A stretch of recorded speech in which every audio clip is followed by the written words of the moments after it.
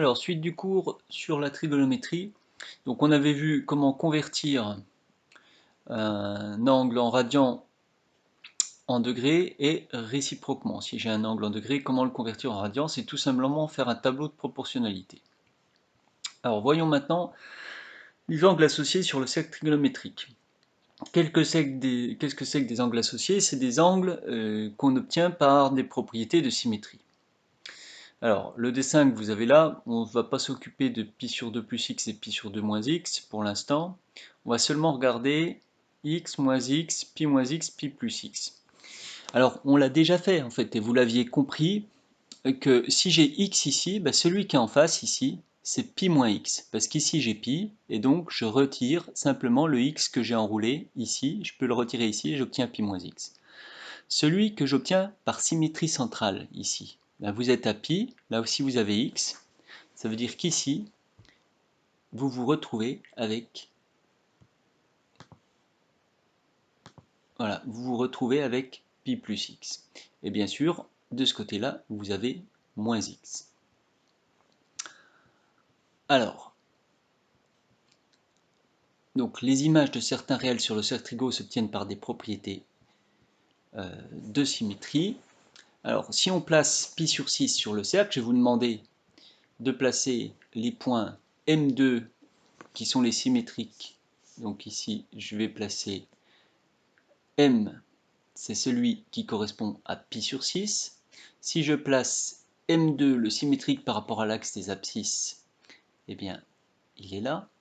Le symétrique par rapport à l'axe des ordonnées, M3, il est ici. Et M4, c'est le symétrique par rapport à l'axe, par rapport à O. C'est une symétrie centrale.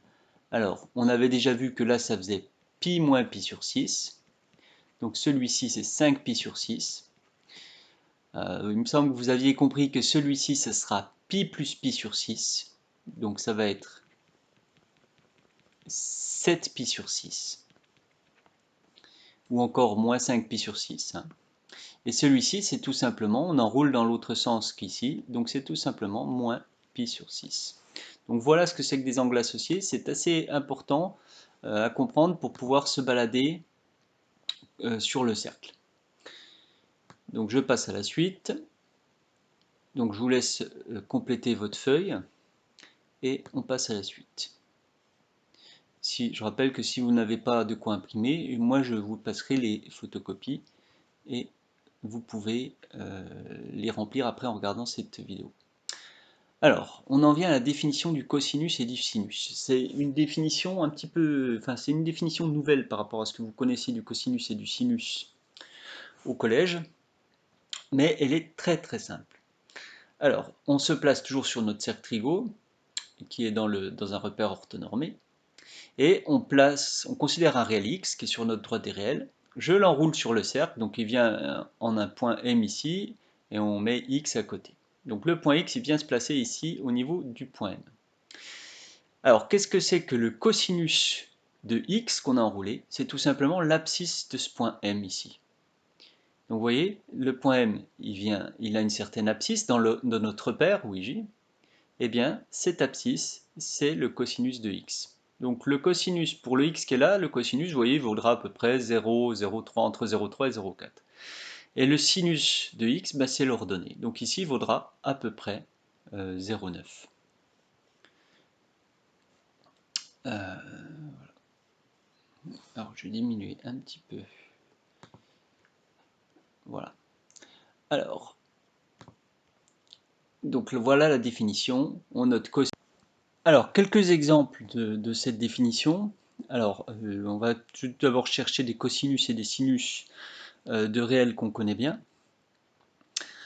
Alors, cos de 0, sinus de 0, cos de pi sur 2, sinus de pi. Alors, si je regarde ici sur le cercle, avec la définition qu'on a donnée, ce qu'il faut réussir à faire, c'est placer les réels sur le cercle et après lire les abscisses du point placé. Alors 0, il est ici. Alors, quelle est l'abscisse de ce point? Attention, là c'est l'abscisse par rapport au repère qui est là. L'abscisse de ce point, c'est 1. Donc cos de 0 vaut 1. Que vaut sinus de 0? Eh bien, l'ordonnée de ce point-là, puisque 0 est placé ici, l'ordonnée de ce point-là, c'est 0. Donc sinus de 0 vaut 0. Si je cherche cosinus de pi sur 2, ben je vais placer pi sur 2. J'arrive ici. Et que vaut cos de pi sur 2? C'est l'abscisse de ce point, c'est 0. Alors regardons un peu comment ça se passe sur le cercle trigonométrique. Donc ici, vous voyez, quand je prends mon point, que je déplace, alors, si je veux le cosinus de 1, par exemple, je vais placer 1 ici, je l'enroule ici, et cosinus de 1, eh bien, il vaut un peu plus que 0,5, et sinus de 1, il vaut la valeur qui est là. Si je lis ici dans sur mon point M, c'est environ 0,84. Donc, ce qu'il faut comprendre, c'est que le cosinus c'est vraiment l'abscisse du point qu'on a placé, du réel qu'on a placé sur le cercle. Donc la première étape, c'est de le placer sur le cercle, et ensuite de lire l'abscisse pour le cos et l'ordonnée pour le sinus. Alors, vous voyez, c'est pas facile de trouver des cos et des sinus quand on prend un réel quelconque. Alors la calculatrice, bien sûr, on le verra, nous les donnera. Par contre, ça va être facile quand on se place sur des fractions de pi. Par exemple, si je me place en pi sur 2, ben, on a vu que cos de pi sur 2 c'est 0, et sinus de pi sur 2 c'est 1. Si je me place en pi, c'est-à-dire pile poil là-bas, du côté gauche, eh bien, quelle est l'abscisse de ce point-là? Ben, c'est moins 1, donc cos de pi c'est moins 1, et sinus de pi ben, c'est 0. Alors j'en profite pour parler de quelques propriétés, maintenant qu'on a la figure sous les yeux. Ben, vous comprenez bien que le cos et le sin, comme le cos c'est l'abscisse, ben, l'abscisse elle va toujours être comprise entre ça et ça. Donc c'est toujours compris entre moins 1 et 1. Et le sinus, étant l'ordonnée, ça va toujours se retrouver sur cet axe-là, c'est toujours compris entre moins 1 et 1. Une autre propriété importante, par exemple, si je me place ici, allez, à 2, donc ça c'est cos de 2. Et ça, c'est sinus de 2. Voilà, cos de 2, c'est ce qui est en bleu. On peut lire qu'ici, ça vaut moins 0,42 et le sinus, il vaut 0,91. Hein, c'est des valeurs approchées. Eh bien, il faut comprendre que si je fais 2 plus 2pi, qu'est-ce qui se passe? 2 plus 2pi, ça vient exactement, je refais un tour complet, hein, ça vient se placer là. Donc cos de 2 plus 2pi, qu'est-ce que ça va valoir? Ben, ça va valoir la même chose que cosinus de 2. Donc ça va se trouver dans le cours sous la forme que cos de x plus pi plus 2pi, c'est égal à cos de x. Et pareil, sinus de x plus 2pi, quand vous rajoutez 2pi à x, ça donne le même sinus. Ce sont des propriétés de périodicité. Alors, revenons sur le cours. Donc, ces propriétés-là, elles sont notées ici. Donc, ce que je vous ai dit. Cos et sin compris entre moins 1 et 1. Les histoires de périodicité. Donc, bien sûr, on peut rajouter 2pi, mais on peut rajouter k fois 2pi. C'est-à-dire un certain nombre de tours complets.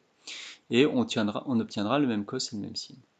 Alors, une propriété très importante, c'est celle-ci. Cos de x au carré plus sinus de x au carré est égal à 1. Alors, elle est souvent utilisée et elle est facile à démontrer parce que c'est tout simplement l'application du théorème de Pythagore dans le cercle trigonométrique. Si vous regardez le cercle trigonométrique, cos de x c'est l'abscisse, donc c'est la longueur qui est en bleu ici. Sinus de x, c'est l'ordonnée, c'est la longueur qui est en jaune. Ben, la longueur qui est en jaune, c'est la même que la longueur MH. Donc la longueur au bleu, là, c'est OH. Donc ça, c'est cosinus de x.